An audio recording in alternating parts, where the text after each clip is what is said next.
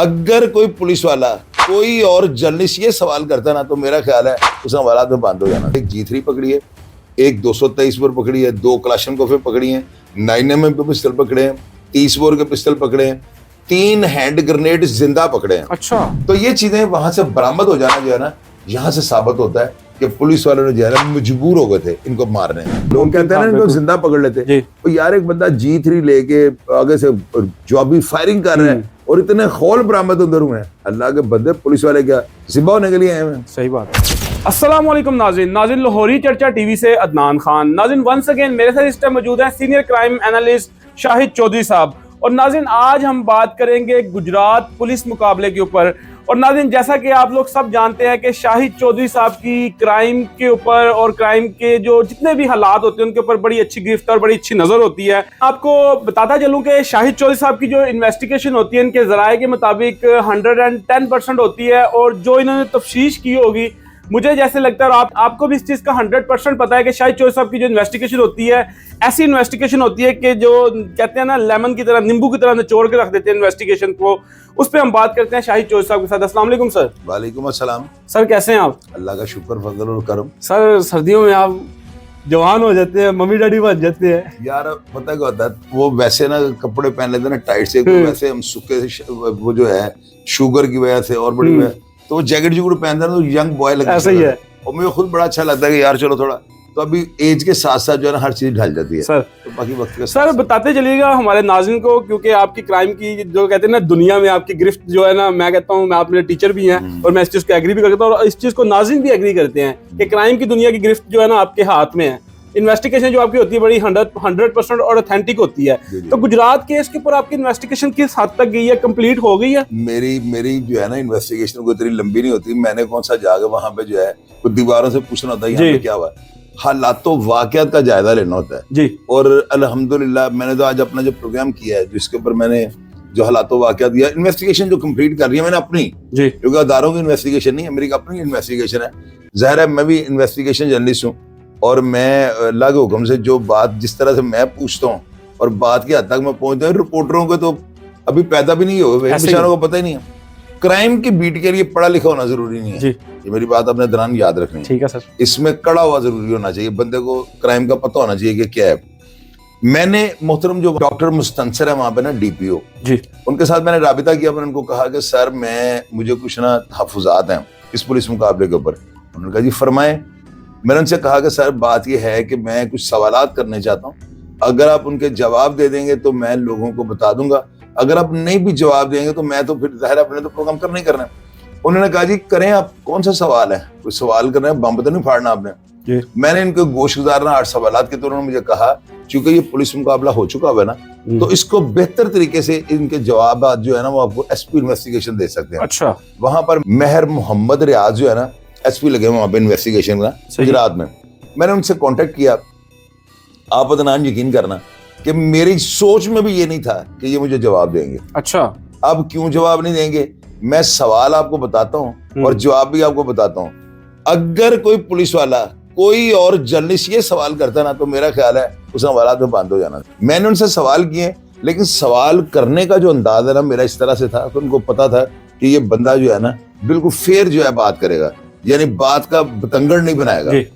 पहला सवाल उनको मैंने ये किया है और ये वो सवालात हैं जिनके ऊपर अब इसके बाद क्या, बंदे तो मर चुके हुए हैं, वाकया खत्म हो चुका है, अब इसके ऊपर और कौन सा नया मंजन आप चूरन डालेंगे कि ये बिक जाए। मैं वो बातें कर रहा हूँ जो किसी के दिमाग में भी नहीं होंगी। मेरा प्रोग्राम खोलने लोग देखें किस तरह उसको लाइक कर रहे हैं। पुलिस मुकाबले के बाद ना बड़ी चीजें ऐसी होती है जिनको जानना बड़ा जरूरी होता है और ये अवाम के लिए बड़ा एक लेसन होगा। मैंने उनको ये कहा कि सर आप बताएं कि आपने जो मुलजमान जिनकी बॉडी है कमरे में से आपने पकड़ी हैं, कब्जे में लिए हैं, तो वहां पर कोई एस्ट्रे पड़ा हुआ है ना, वहां पे कोई अगर पानदान पड़ा हुआ है, वहां पे अगर कोई बेसन टूटा पड़ा हुआ है, वो सारी चीजें ना फर्द मकबूजगी में आ जाती हैं। अच्छा, ठीक है जी। अब मैंने उनसे पूछा कि आपने फर्द मकबूजगी किन चीजों की बनाई है। असल में ये मैं पूछना चाहता था कि वो मुझे ये बताते हैं हमने वहां से खौल बरामद किए हैं, हमने वहां से राइफल कौन सी बरामद की है, तो उन्होंने सारी डिटेल मुझे बता दी। अच्छा। उन्होंने कहा जी वहां से हमने एक G3 पकड़ी है, एक 223 बोर पकड़ी है, 2 क्लाशनकोफ पकड़ी हैं, 9mm के पिस्टल पकड़े हैं, 30 बोर के पिस्टल पकड़े हैं, 3 हैंड ग्रेनेड जिंदा पकड़े हैं। अच्छा। जिंदा का मतलब होता है जो अभी नहीं चले। उसके बाद हजारों की तादाद में, अभी मैं क्या आपको इतना लंबी डिटेल बताऊं, वो खौल गोलियों के बरामद हुए हैं। अच्छा। जिंदा जो है गोलियां वो भी तकरीबन सैकड़ों की तादाद में वहां से मिली हैं।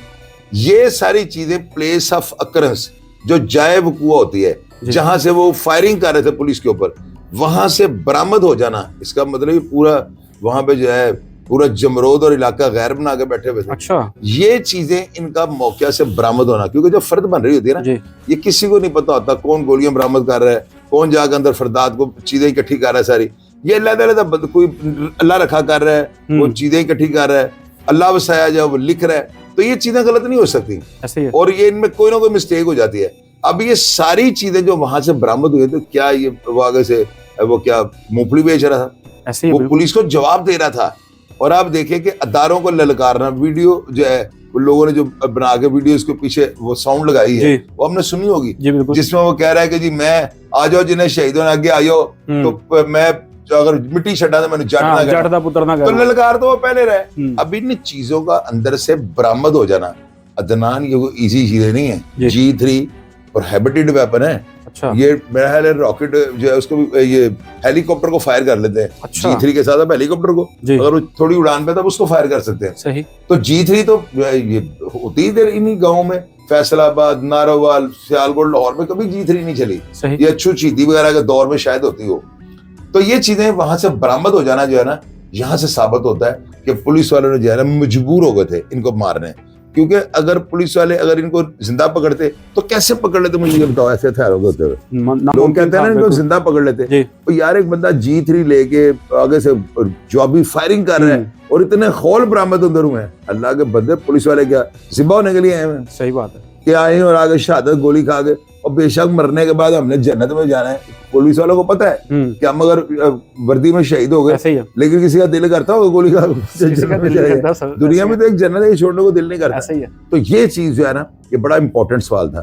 फिर उसके बाद मैंने उनसे पूछा, सर जब जितनी देर पुलिस मुकाबला होता रहे, यहाँ पर कॉल्स भी चलती होंगी, नफरी और भेजो, मुकाबला बड़ा तेज जारी है, बड़े बंदे अंदर गोलियां चला रहे हैं, 12 साडा जवान शहीद हो गया, तो लॉग बुक के ऊपर ये लिखे जाते हैं मैसेज। सही। कॉलर का नाम लिखा जाता है, सारा मैसेज लिखा जाता है, और ये लॉग बुक का रिकॉर्ड जो है ना बड़ा ऑथेंटिक होता है। ये कच्ची पेंसिल के साथ में लिखे रहता है लॉग बुक का सारा रिकॉर्ड। उसमें कॉलर से पता लग जाएगा कि कितनी कॉल्स हुई। उन्होंने मुझे आगे से जवाब दिया कि बेशुमार कॉल्स चली हैं। अच्छा।